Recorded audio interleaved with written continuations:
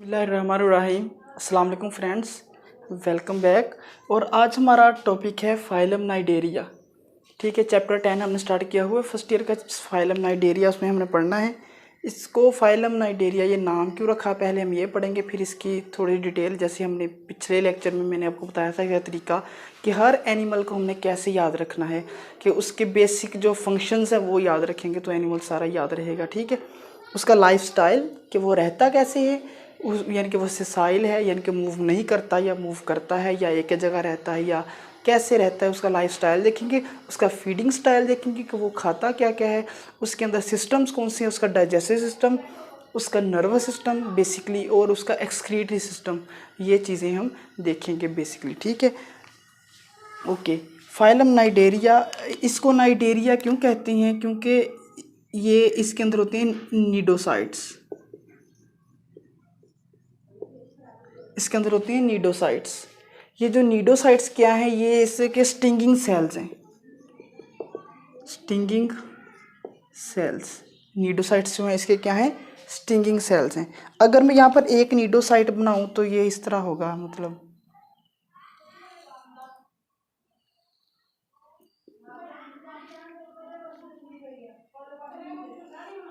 ये जो है, ये जो नीडोसाइट की एक बाहर कवरिंग है, ये नीडोसाइट की कवरिंग है बाहर। ठीक है, अब ये जो नीडोसाइट का न्यूक्लियस है इसमें, और इसके अंदर क्या है, स्टिंगिंग सेल है, ये बाहर को निकला हुआ है थोड़ा।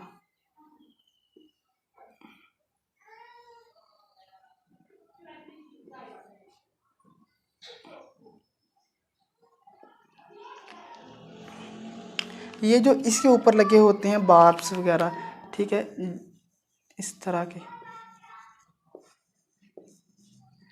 जो कि स्टिंग करती हैं, ये एक नीडोसाइट है एक। ठीक है, तो इस तरह के सेल्स होती हैं इसकी एपिडर्मिस के अंदर, नीडोसाइट्स ये सेल्स हैं। जब ये ओपन हुआ हुआ है, बाहर निकला हुआ, जब ये कवर होता है तो यहाँ पर एक होता है लिड, होता है यहाँ पर एक लिड होता है यहाँ पर। जब ये ओपन होता है तो ये लीड बाहर को आ जाता है। जब इसने बंद होना आता है तो ये लीड ऐसे घूम के ऊपर आ जाता है, उसको बंद कर देता है, कवर कर देता है। इस तरह ये नीडोसाइट्स वर्क करती हैं। ये जो नीडोसाइट है ये कहाँ से बनते हैं, ये ना निमेटोसिस्ट से बनते हैं। असल में इसमें पहले होते हैं एपिडर्मल सेल्स हैं, निमेटोसिस्ट। निमेटोसिस्ट से आगे नीडोसाइट्स बने होते हैं, ये एपिडर्मल सेल्स हैं। नाइडेरिया के एपिडर्मस के सेल्स को हम निमेटोसिस्ट कहते हैं। निमेटोसिस्ट में कुछ सेल्स होते हैं जो प्रोड्यूस करते हैं आगे नीडोसाइट्स। नीडोसाइट्स क्या हैं, स्टिंगिंग सेल्स हैं, जो कि उसको स्टिंग करने में, यानी कि किसी प्रे को शिकार करने के लिए या फिर अपने डिफेंस के लिए इसको ये यूज़ करता है। इससे आप लोग इसके फीडिंग स्टाइल का अभी अंदाज़ा हो जाएगा कि ये शिकार करता है, मतलब ये कार्निवोरस है। ठीक है, ये जानवर क्या है, कार्निवोरस हैं।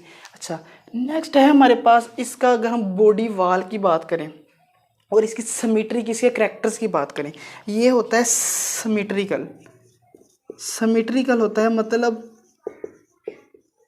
सिमेट्री का मतलब इसकी अरेंजमेंट होती है बॉडी की, बाकायदा अरेंजमेंट। जैसे हमने पीछे फाइलम जो स्पॉन्जिस थे, स्पॉन्जिस के अंदर कोई अरेंजमेंट नहीं थी, एक सेंट्रल एक्सिस नहीं था, एक्सिस गिर्द बॉडी। जैसे हमारे है ना, हमारे एक अरेंजमेंट है, एक बाजू इधर है, एक बाजू इधर है। ठीक, अरेंजमेंट है बाकायदा। लेकिन इनके अंदर कोई अरेंजमेंट नहीं होती। जब इनके अंदर अरेंजमेंट नहीं होती तो मतलब नाइडेरियंस के अंदर अरेंजमेंट होती है, स्पॉन्जिस के अंदर अरेंजमेंट नहीं होती। नाइडेरियंस के अंदर अरेंजमेंट कैसे होती है, अगर हम हाइड्रा, सिंपल इसका जानदार है हाइड्रा, अगर हम उसकी बात करें तो ये एक सैकलाइक है। तो यहाँ पर इसके बाकायदा बने होते हैं दूसरे, इसको हम टेंटिकल्स बोलते हैं। ठीक है, ये जो इसके पार्ट्स हैं इनको हम टेंटिकल्स बोलते हैं। ये जो नीडोसाइट्स हैं ये इसके टेंटिकल्स पर ही लगे होते हैं। ठीक है, यहाँ पर इसके नीडोसाइट्स हैं, सपोज ये वाले इसके क्या हैं, ये जो नीडोसाइट्स लगे हुए हैं, ये जो मैं रेड से बना रहा हूँ। ठीक है, ये क्या है, नीडोसाइट्स। अब ये इसके नीडोसाइट लगे हुए हैं, ये इसकी एक अरेंजमेंट है बाकायदा। ये इसका सेंट्रल एक्सिस है, सेंट्रल एक्सिस की एक अरेंजमेंट है, यानी कि उसे इसके ऊपरली साइड पर टेंटिकल्स हैं, साइड्स पर नहीं है टेंटिकल्स। ठीक है, ये है इसकी सिमेट्री, यानी बॉडी क्या है, सिमेट्रिकल है। और ये डिप्लोब्लास्टिक है, डिप्लोब्लास्टिक मतलब इसकी 2 लेयर्स हैं। इसकी 2 लेयर्स हैं, कौन कौन सी? एक है एपिडर्मस, एपिडर्मस, दूसरी है उसको कहते हैं, उसको हम कहते हैं एंडोडर्मस, एपिडर्मस और एंडोडर्मस। ये जो दोनों लेयर्स हैं एपिडर्मस एंडोडर्मस, इनके दरमियान में एक मटेरियल पाया जाता है, इसको हम बोलते हैं मिजोग्लिया, मिजोग्लिया पाया जाता है इन दोनों के दरमियान में, ठीक है। ये जो मिजोग्लिया इन दोनों के दरमियान में पाया जाता है, ये था इसकी बॉडी वाल की कंपोजिशन, सिंपल, ठीक है।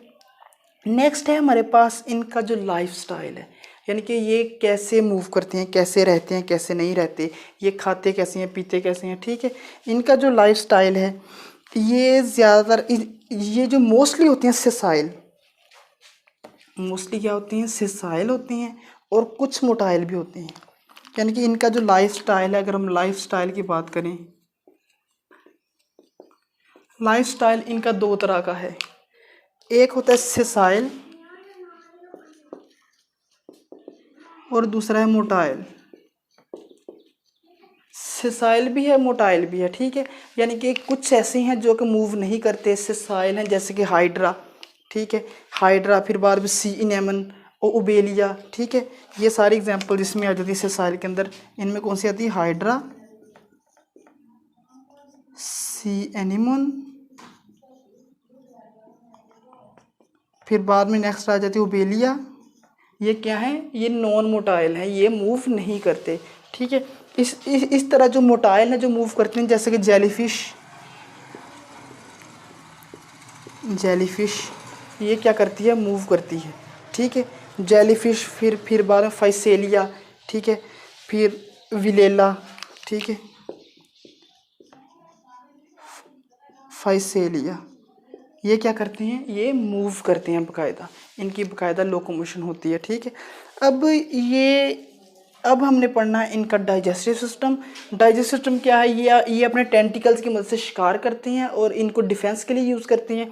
फिर बाद में सेकंड ये क्या करते हैं? न्यूट्रिशन में, यानी कि छोटे ऑर्गेनिजम्स को पकड़ते हैं, ठीक है, उनको पकड़ कर ये अंदर ले जाते हैं, ठीक है। अब ये यहाँ पर ले जाते हैं अपनी कैविटी के अंदर, इसको हम बोलते हैं गैस्ट्रोवेस्कुलर कैविटी। ये जो अंदर इसके कैविटी है ना, इसको हम कहते हैं गैस्ट्रोवेस्कुलर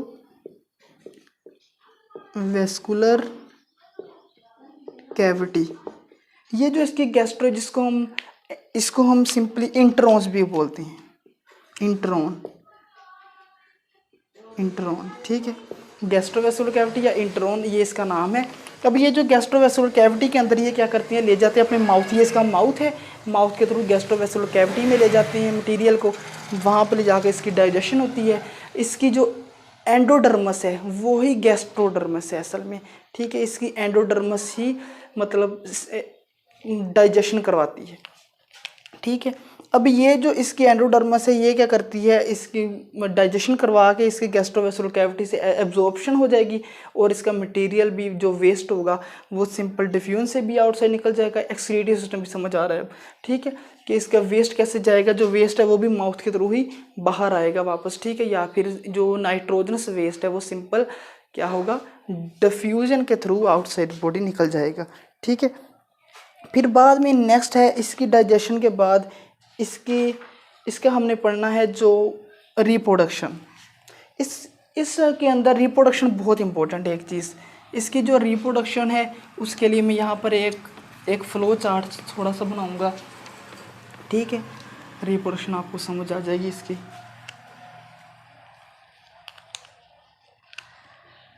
अभी ये जो इसकी रिप्रोडक्शन है ये कैसे होती है?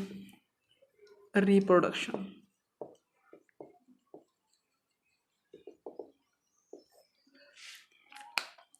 असल में ये जो जानवर हैं ये असल में कुछ रहते हैं कॉलोनी बनाकर, कुछ रहते हैं सिंपल, ठीक है, कुछ कॉलोनी बना कर रहते हैं। अब एक कॉलोनी के अंदर बहुत सारे जानवर होंगे, वो कॉलोनी का जो एक जानवर उसको हम बोलते हैं ज़ूइड। अब इस तरह अब उन्होंने कॉलोनी के अंदर भी अपनी डिवीजन ऑफ लेबर की होती है, ठीक है। कुछ जानवर होते हैं जिनका फंक्शन सिर्फ ये है कि न्यूट्रिशन के लिए, कुछ जानवर ऐसे जिनका फंक्शन सिर्फ रिप्रोडक्शन के लिए, कुछ जानवर जिनका फंक्शन सिर्फ डिफेंस के लिए, कुछ का ऑफेंस के लिए, ठीक है। मतलब डिफरेंट ज़ूइड्स का डिफरेंट फंक्शन होगा, ठीक है। अब इस तरह का ज़ूइड जो कि सिर्फ जिसका ताल्लुक न्यूट्रिशन से है उसको हम बोलते हैं गैस्ट्रोज़ूइड। गैस्ट्रोजोइड। और इस तरह का जोइड जिसका ताल्लुक रिप्रोडक्शन से है उसको हम बोलते हैं गोनोजोइड। गैस्ट्रोजोइड एंड गोनोजोइड, ये दो टर्म्स आप लोगों ने इस टॉपिक के अंदर याद रखनी है। अब इसमें क्या होता है, इसमें अल्टरनेशन ऑफ जनरेशन होती है, ठीक है। अब इसमें अल्टरनेशन ऑफ जनरेशन कैसे होती है कि पहले होता है इसका एक ना पॉलिप फॉर्म। वो जो पॉलिप होता है वो कैसा होता है, इस तरह का, सपोज जैसे हाइड्रा है, ठीक है। वो जो हाइड्रा है वो कैसा है, वो उसका असल में है पॉलिप।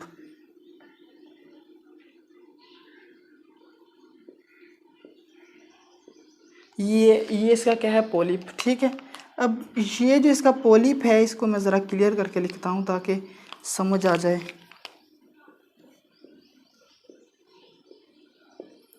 ये जो इसका पॉलिप है, अब ये जो ना पॉलिप क्या करता है, अब हम पढ़ रहे हैं इसकी रिप्रोडक्शन। ये जो पॉलिप में होनी है बडिंग, ठीक है। पॉलिप क्या करता है, एसेक्सुअल रिप्रोडक्शन करता है पॉलिप, एसेक्सुअल, और इसमें होगी बडिंग।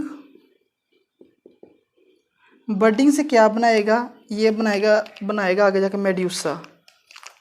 अब वो जो मेड्यूसा कैसा होगा, वो मेड्यूसा इस तरह का होगा।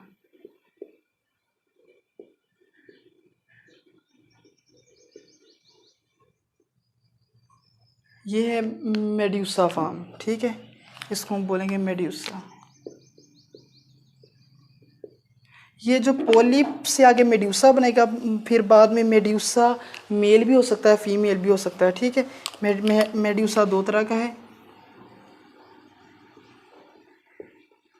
मेल या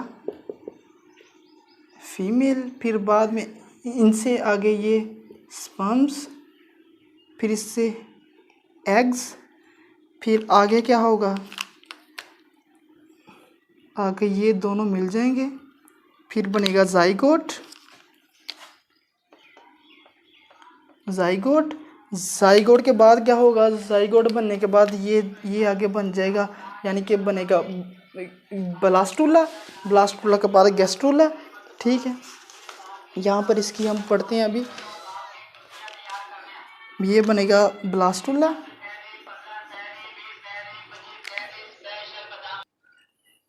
इनके अंदर जो लार्वा बनता है वो जो होता है, यानी कि ब्लास्टूला के बाद यानी कि बनना होता है लार्वा, ब्लास्टूला, गैस्ट्रूला, ठीक है। ये स्टेजेस बनने के बाद बना होता है लार्वा। और वो जो लार्वा होता है उसको हम बोलते हैं planula larva, planula.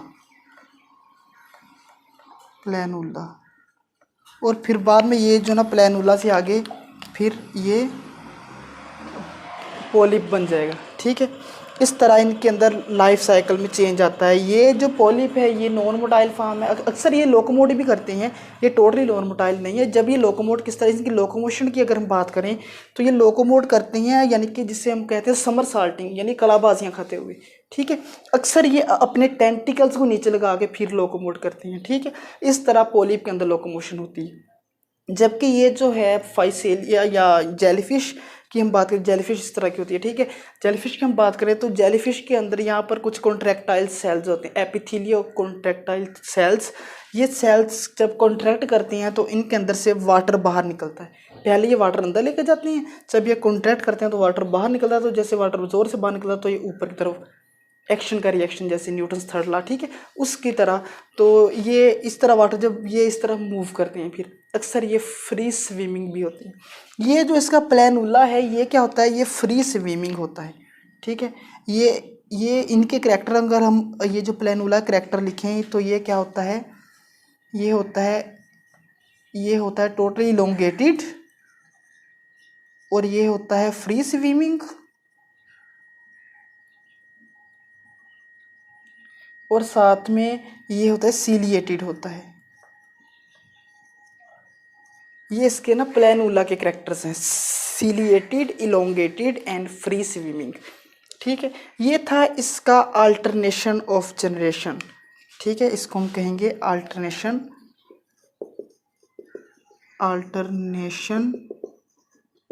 Of generation. यानी कि जनरेशन्स का अल्टरनेट होना, ठीक है, ये इसके अल्टरनेट है, वो उसके अल्टरनेट, ठीक है, इसको हम कहते हैं अल्टरनेशन ऑफ जनरेशन्स। अब नेक्स्ट हमारे पास है जो इसकी लोकोमोशन की बात भी हो गई है, इसकी डाइजेशन की बात भी हो गई, इसकी न्यूट्रिशन की बात भी हो गई है।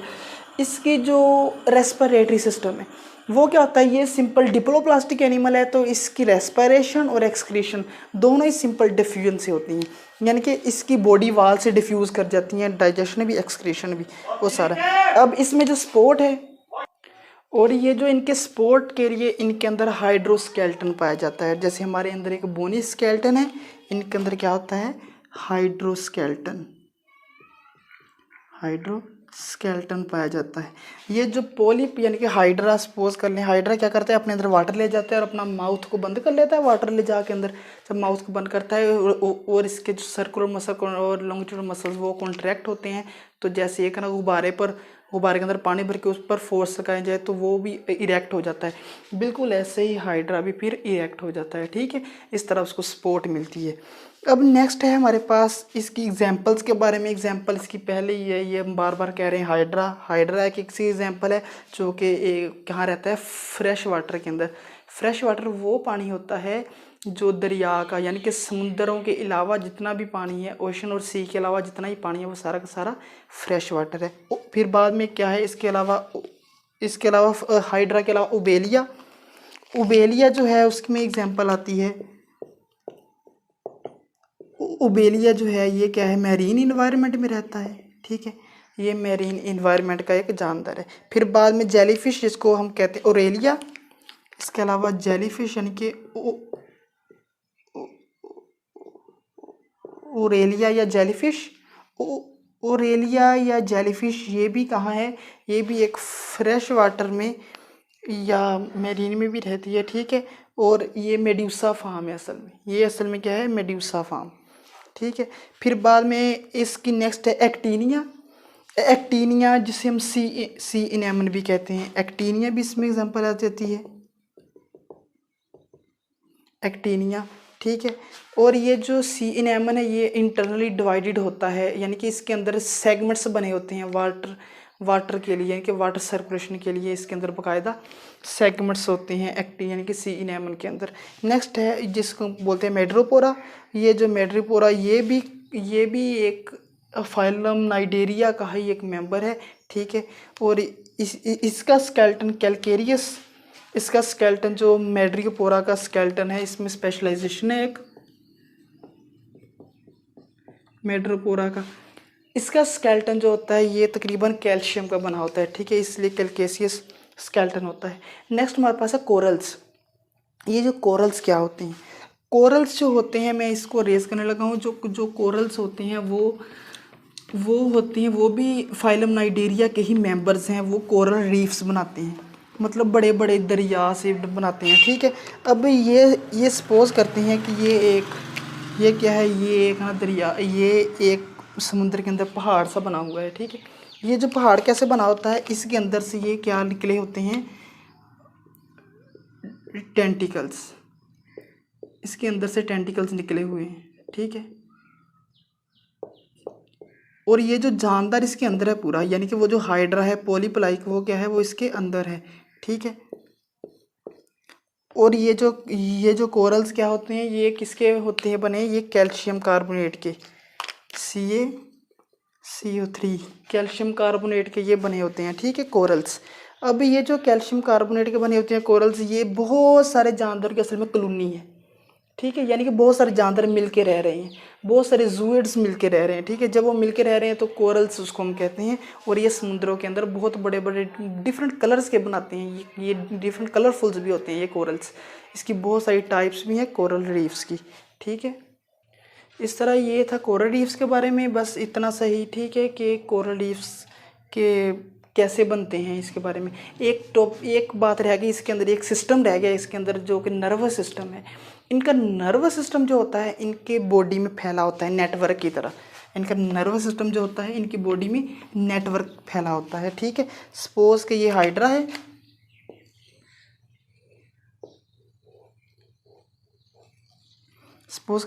है, और ये जो हाइड्रा की बॉडी वाल है, ये इसकी दूसरी वाल है, यानी कि डिप्लोप्लास्टिक बन गया है। ठीक है, ये इसकी दूसरी वाल है। अब इसके अंदर क्या है, ये जो नेटवर्क फैला हुआ है, ठीक है, ये सारा नेटवर्क इसके अंदर फैला हुआ है। ये जो नर्व का एक नेटवर्क फैला हुआ है, ये वाला इसका नर्वस सिस्टम है, जो कि नॉन कोई इसका डायरेक्शन नहीं होती, इसके अंदर कोई स्पेशलाइजेशन नहीं है।